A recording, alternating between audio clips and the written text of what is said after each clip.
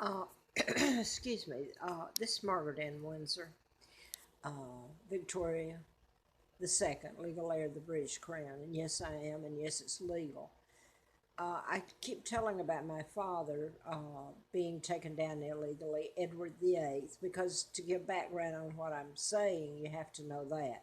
My father never married Wallace Simpson. He was married to Claudia Ruth O'Keefe, an American, sister to Georgia O'Keefe.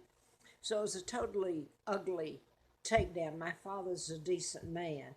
And to delete him from history, other than being the horrible crimes you've told about him and committed against him, to me is a grave injustice. He's my dad. He was a beautiful man and my mom. He married a school teacher, not the American spy that helped the Americans and the Illuminati take down, and the Freemasons take down Great Britain and kidnap me and torture me and my sons. And I'm a hostage, by the way, done in plain sight. What I wanted to get up now is that, I don't know, this is a new telephone.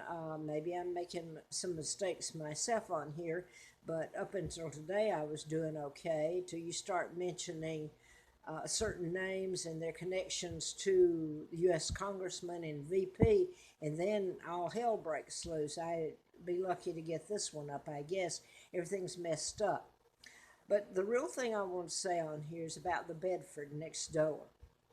It's a monument that really is commemorating the soldiers in the United States. The problem with it all is that they fly the British flag next to the American flag. That's not true. That's a total lie.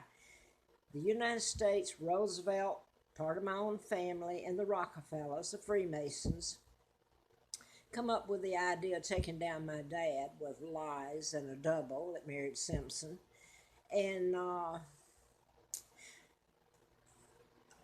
Winston Churchill ordered the files burned. So history is a total lie, and I could go on, but I wanted to get this up on YouTube if I can. The rest of it's not going up today. So history's a lie.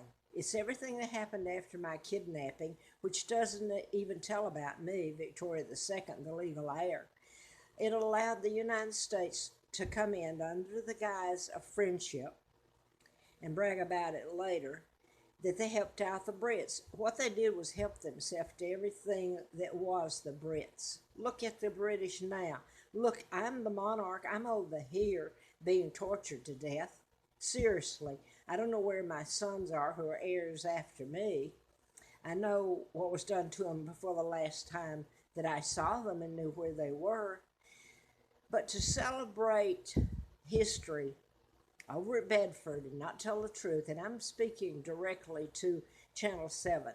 I mean, they all know it, the local, the national media, it's such a cover up.